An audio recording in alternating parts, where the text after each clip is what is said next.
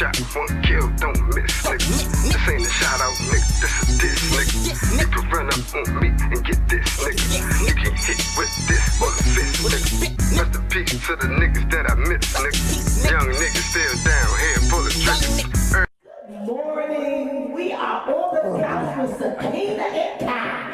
Listen, y'all, we have a special guest today. We have Sam. Yes, he is. When I tell y'all, Sam is an awesome dude. He got something to tell you. He's awakened. He's coming for the kids. He ain't playing. So y'all stay tuned. Who is Sam? My name's Sam Cole, Samuel Cole. I'm from Washington, D.C., born and raised up 640 Park Road. I'm experienced. That's who I am. I'm experienced. Cream of the crop. Question 2. Have you ever been incarcerated, Sam? Yeah, pretty much. So I got incarcerated when I was like 10 years old. Overall, I think I did like 21 years. Wow. 21 years? Lesson in the blessing. Okay, a lesson in the blessing. How did incarceration mold you into the person that you are today? How incarceration mold me? Incarceration set me down for a second. It ain't really so much mold me. It more so made me angry. I mold myself because I was able to start dealing with myself. Like, I had to just deal with myself, period. That's the key thing that made me get through like incarceration.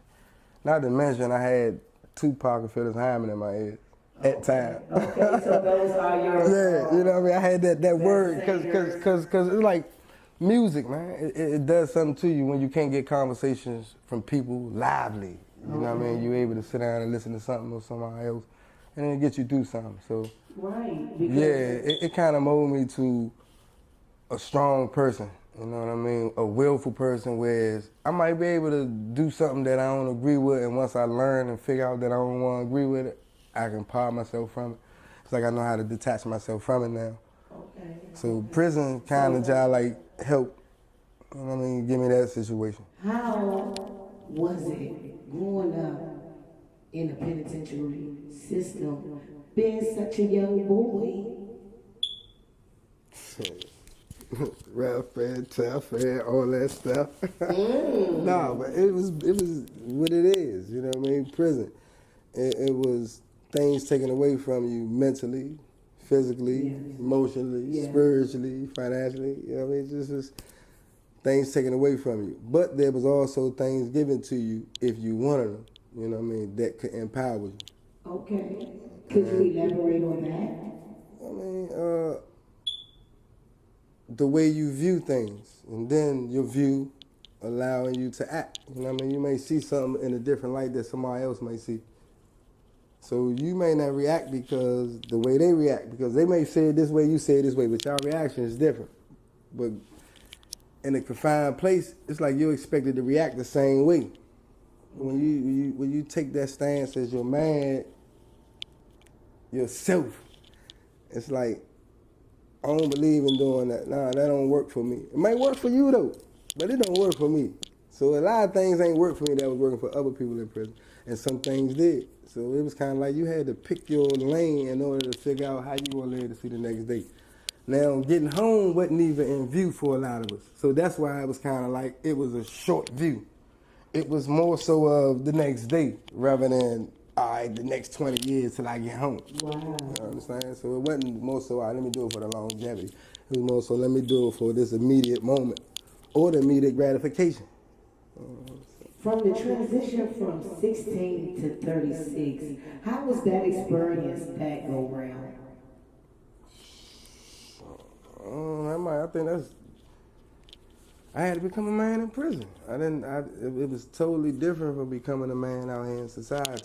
You know what I mean? Like I had to transition from a teenager to a young man to grown man. Like, so, and the laws and rules and regulations that applied out here for the men who's supposed to grow up, take care of the family, feed, such and such, that shit ain't apply to us in there. So it was kind of like I just had to learn about self. You had to fend for everything for you. mentally, physically, emotionally, spiritually, financially. It was if it didn't you didn't get you, wasn't nobody else gonna get you.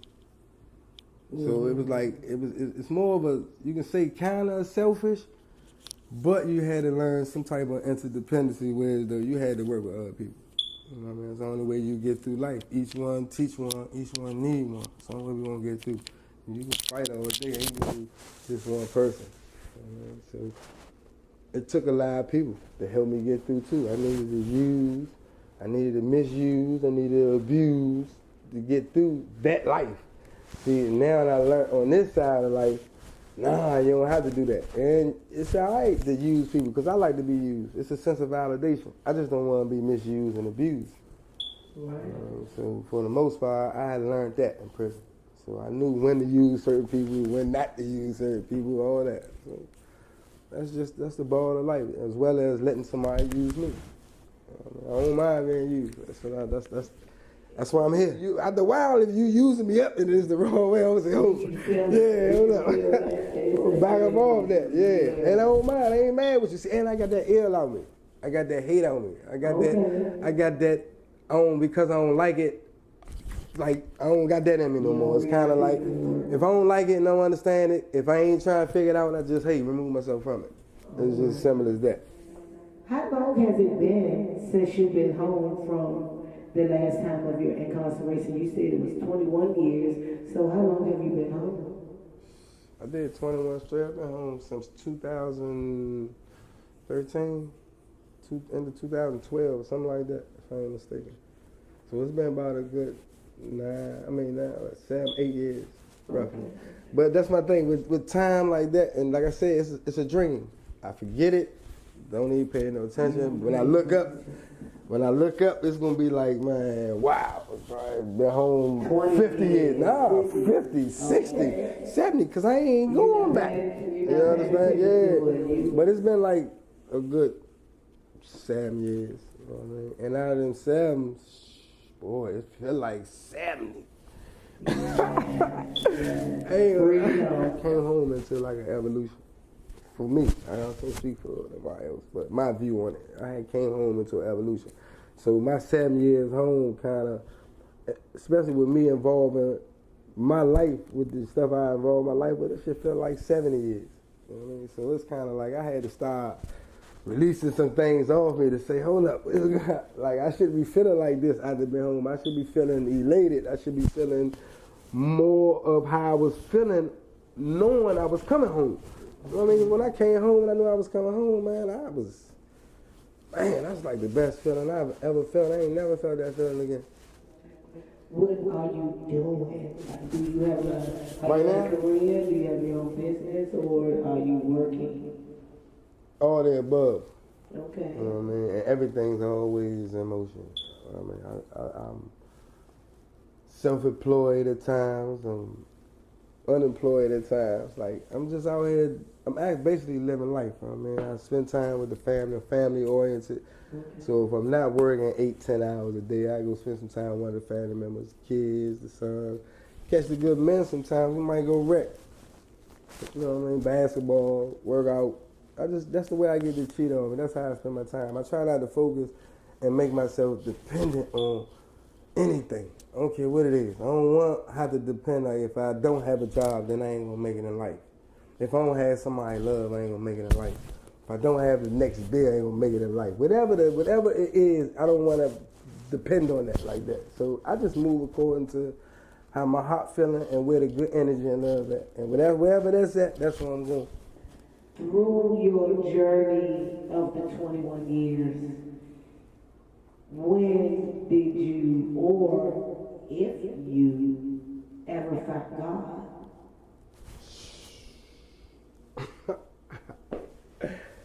I think that I was by myself one day, and everybody left the house.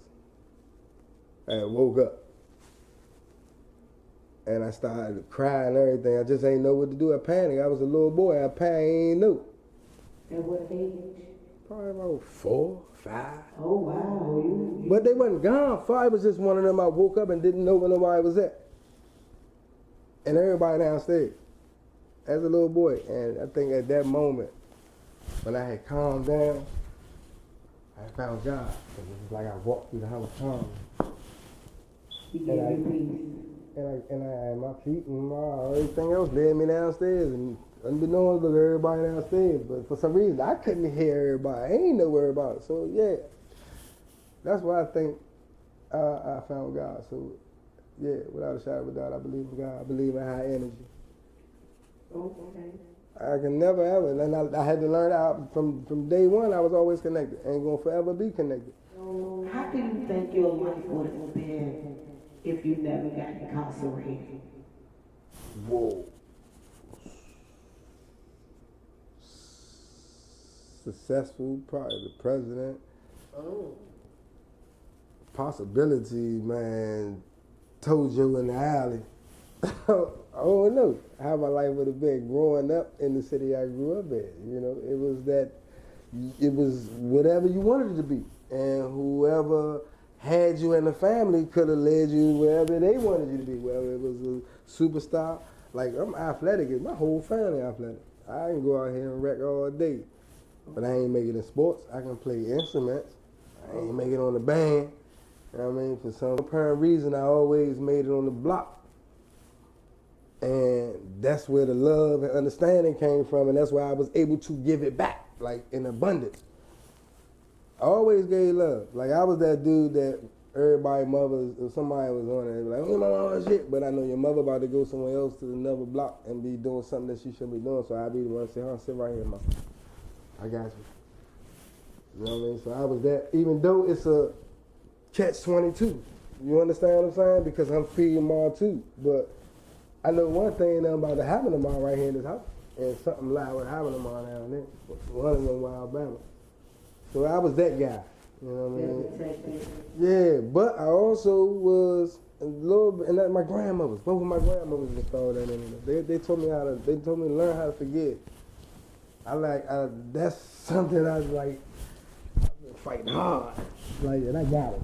I can forgive you. I learned how to forgive. So that taught me how to help more when I learned how to forgive. Okay. It taught me how to help more. So that's where I'm at. So what are your thoughts about police brutality, Sam?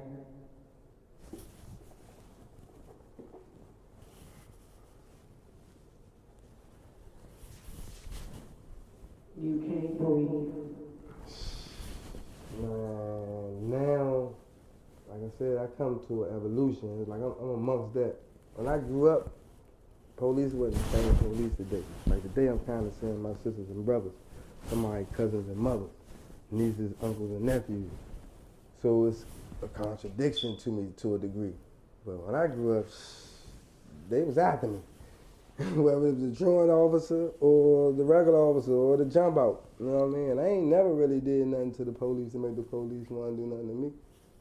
And I done had some situations and involvements where I know they shouldn't have done nothing to me. But like I said, to each his own, and I learned how to forgive certain shit.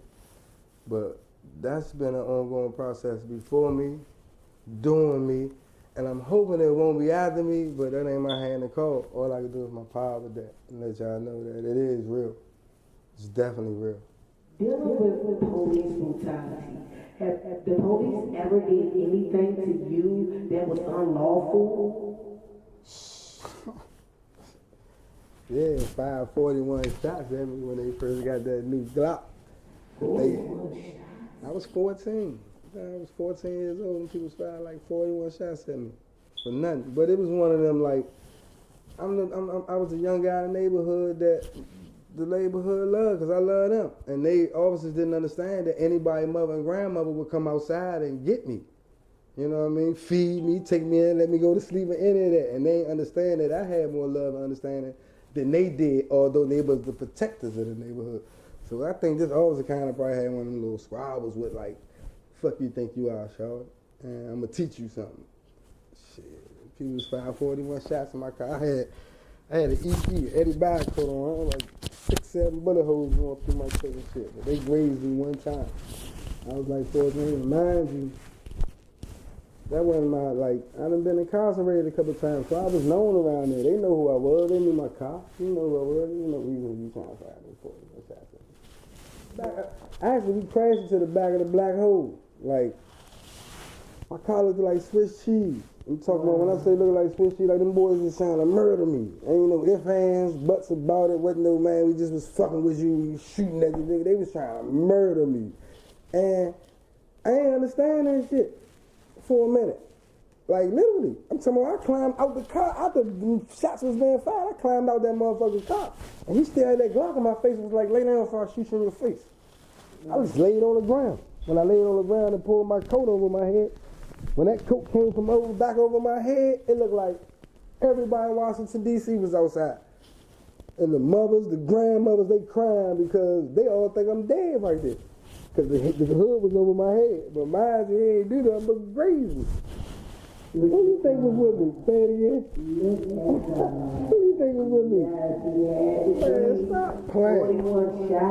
And I'm saying, like I said, to this day, I ain't glorifying none of that shit because them just survivals that I was able to survive. I mean, these were situations that I was able to survive. However, man, that shit is real. Like, officers, man, and they need help too. Because some of them mentally fucked up, you know what I mean? After working for so long. Like, you gotta check on them too, and they gotta know that, look, especially when you here to protect us. If you can't say you here to protect us and then we telling him, fuck him, what you think he about to do when he get in here to protect us? No respect. On either side. On either side. Respect. That's what it is. I got it, sir.